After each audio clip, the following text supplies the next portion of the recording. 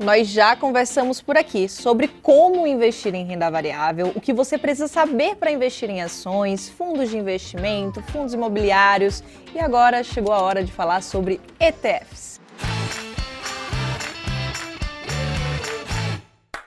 Sejam muito bem-vindos ao episódio de hoje da nossa série Investimentos às Claras. Meu nome é Clara Sodré, eu sou especialista em investimentos e professora da XPED. E nesse vídeo eu vou explicar o que são, como investir e as vantagens das ETFs, esses fundos que são muito populares no exterior e só começaram a conquistar o coração dos brasileiros recentemente. Mas antes, já deixa aqui o seu like, se inscreve no canal da XPED, ativa o sininho das notificações para sempre ser avisado quando tiver conteúdo novo. ETF vem do termo Exchange Traded Funds, que significa fundo de índice, ou seja, são fundos de investimento que replicam a carteira de um índice do mercado. Complicou? Vamos lá!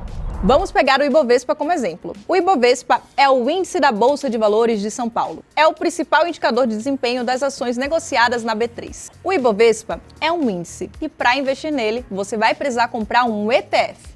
Por exemplo, o BOVESP11, que vai replicar a carteira de ações que compõem o Ibovespa e vai acompanhar as oscilações do índice.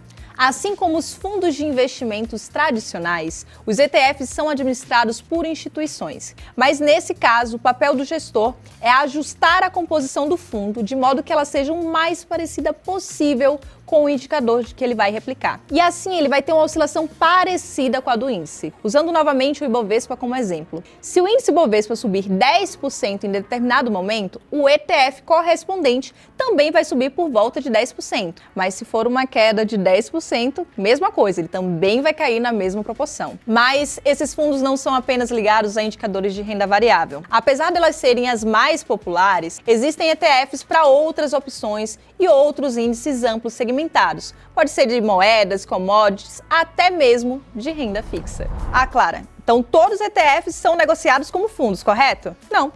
Essa é uma das grandes diferenças entre investir em um fundo de investimento e um ETF. As cotas dos ETFs são negociadas em um pregão na bolsa, como se fossem ações. Então, igual ao investimento em ações, você primeiro deve abrir conta em uma corretora, estudar bem as opções, manter o seu perfil de investidor em mente, seus objetivos, suas metas, para não correr riscos desnecessários. Outra coisa que você deve manter em mente: os investimentos em ETFs estão sujeitos ao recolhimento de imposto de renda. E no caso dos ETFs de renda variável, o recolhimento não é na fonte, é de responsabilidade do investidor. Pagar o imposto, analisar os ganhos e fazer o recolhimento no momento que você tiver ganhos na venda das cotas. Ok, agora que você já sabe tudo isso, por que investir em ETFs? Existem muitas vantagens de ter esse tipo de investimento na carteira. Talvez o principal deles seja a diversificação de carteira. ETFs possibilitam aplicar em muitos ativos de uma só vez e equilibrar esses ativos mais facilmente,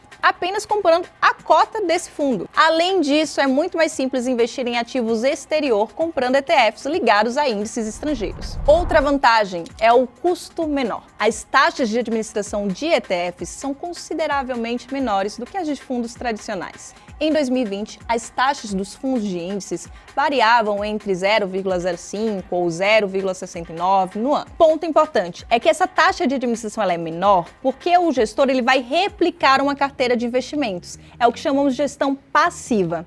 Já nos fundos de investimento, muitos deles têm uma gestão ativa, onde o gestor vai escolher os ativos que vai compor. Então a taxa de administração muda por causa disso. Vale lembrar que, apesar de existirem muitas vantagens, nenhum tipo de investimento é livre de riscos. Então é fundamental estudar suas opções, conhecer o seu orçamento e perfil e, sempre que possível, consultar um profissional qualificado para te ajudar a escolher os seus investimentos. E aí?